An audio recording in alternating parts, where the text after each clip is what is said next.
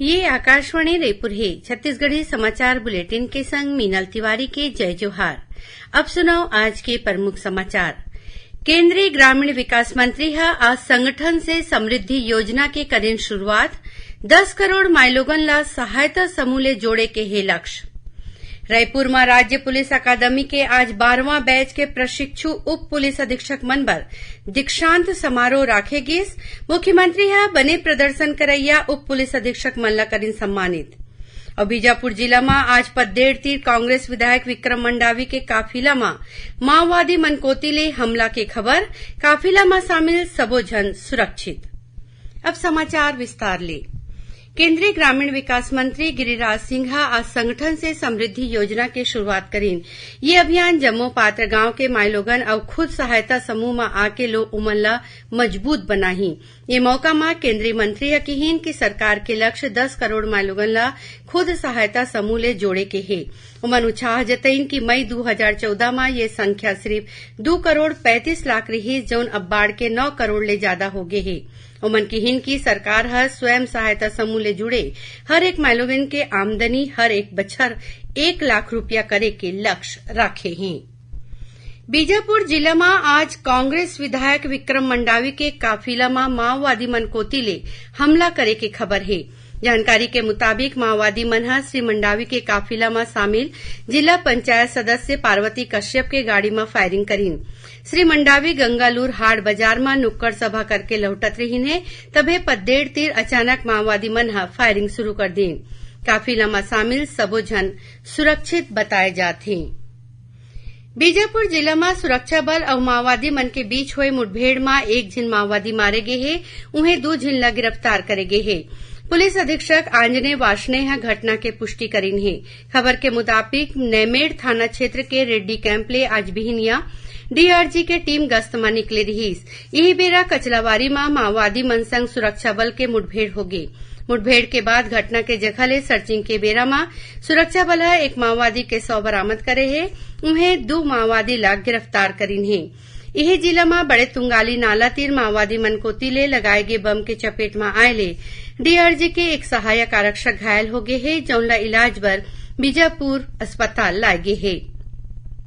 ओती नारायणपुर जिला के छोटे डोंगर थाना क्षेत्र के राजपुर के जंगल में सुरक्षा बल माओवादी मनकोती ले लगाए गए 5 किलो के आईईडी बरामद करे है, जौनला मौकज में नष्ट कर देगी। रायपुर जिला के चंदखुरी के नेताजी सुभाष चंद्र बोस राज्य पुलिस अकादमी में आज 12वां बैच के प्रशिक्षु उप पुलिस अधीक्षक मन बर दीक्षांत समारोह राखेगी। ये बेरा में 25 दिन प्रशिक्षण ले उप पुलिस अधीक्षक मन पासिंग आउट परेड में भाग लीन। मुख्यमंत्री भूपेश बघेल दीक्षांत समारोह में परेड के सलामी लीन। कार्यक्रम में मुख्यमंत्री प्रशिक्षण के बेरा बने प्रदर्शन करैया उप पुलिस अधीक्षक मन ला सम्मानित करीन। ये बेरा में मुख्यमंत्री प्रशिक्षण लेके अकादमी ले जवैया पुलिस अधिकारी मन ला शुभकामना दीन और भरोसा जताइन कि वो मन अपन कर्तव्य के पालन ईमानदारी लेकर ही। उन्हें गृह मंत्री ताम्रध्वज साहू प्रशिक्षण ले अधिकारी मन ला अपन सेवा दे खातिर पुलिस विभाग ला चुने में बधाई दीन है।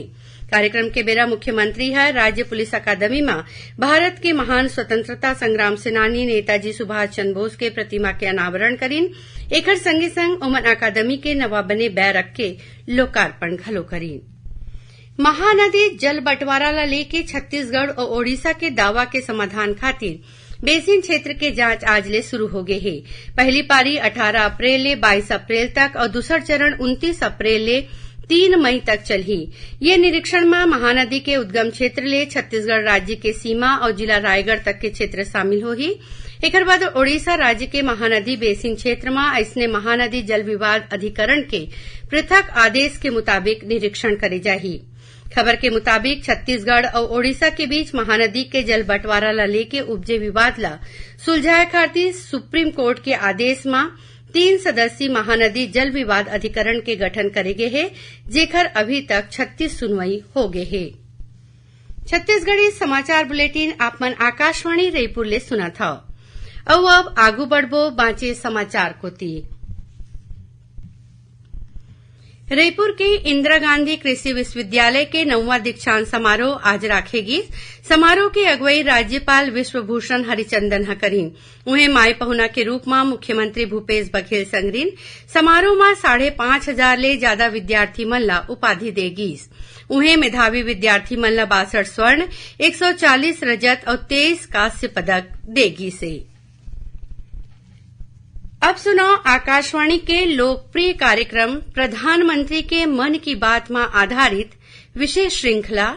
आज के कड़ी के विषय है भारत में सदियों से जारी किस्सा गोई की परंपरा।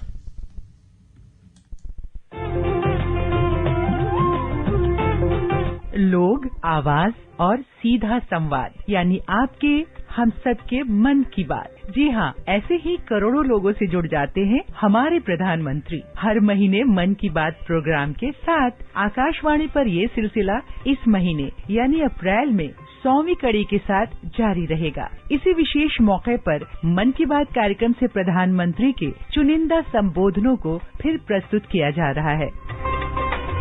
इस विशेष कार्यक्रम की 67वीं कड़ी में पेश है प्रधानमंत्री का वो संदेश जिसमें उन्होंने लोगों से हैंडलूम अपनाने की अपील की है। महात्मा गांधी की तरह हथकरघा और हस्तशिल्प को बढ़ावा देने के प्रधानमंत्री मोदी भी समर्थक हैं। जब भी मौका मिलता है, लोगों से हैंडलूम को अपनाने की अपील करने से वे नहीं चूकते। उनका कहना है कि जब हम हैंडलूम या शिल्पकारी का कोई सामान खरीदते हैं, तो दरअसल हम एक कारीगर को बढ़ावा देते हैं। 26 जुलाई 2020 को प्रसारित मन की बात कार्यक्रम में उन्होंने कुछ इसी अंदाज में हैंडलूम और शिल्पकारी को बढ़ावा देने की अपील की। भारत का हैंडलूम, हमारा हैंडीक्राफ्ट अपने आप में सैकड़ों वर्षों का गौरवमय इतिहास समेटे हुए है। हम सभी का प्रयास होना चाहिए कि न सिर्फ भारतीय हैंडलूम और हैंडीक्राफ्ट का ज्यादा से ज्यादा उपयोग करें, बल्कि इसके बारे में हमें ज्यादा से ज्यादा लोगों को बताना भी चाहिए। भारत का हैंडलूम और हैंडीक्राफ्ट कितना रीच है, इसमें कितनी विविधता है, ये दुनिया जितना ज्यादा जानेगी उतना ही हमारे लोकल कारीगरों और बुनकरों को लाभ होगा।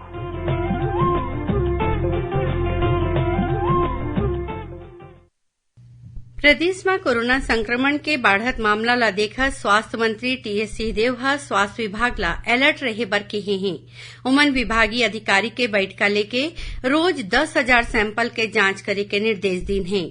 काली प्रदेश भर में हुए 5,620 सैंपल के जांच में 476 मन के कोरोना संक्रमित पाए गिन।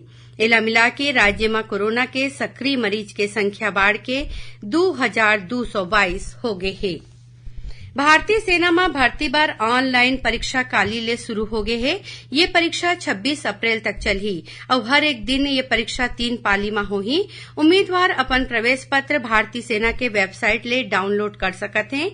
राज्य में ऑनलाइन परीक्षा बार 3 ठिन केंद्र रायपुर, भिलाई और बिलासपुर में बनाए गए हैं। भिलाई में सिरसाकला के Parthivi college of engineering and management, Bilaspur के बोर्डी में लक्ष्मीचंद इंस्टीट्यूट ऑफ टेक्नोलॉजी और रायपुर के सरोना में पार्थिवी प्रोवाइन कमर्शियल कॉम्प्लेक्स ला परीक्षा केंद्र बनाए गए हैं। भारतीय सेना उम्मीदवार मन ला कहे है कि ओमन प्रवेश पत्र में देगे जम्मू निर्देश के पालन करत तय समय सीमा में परीक्षा केंद्र पहुंचे।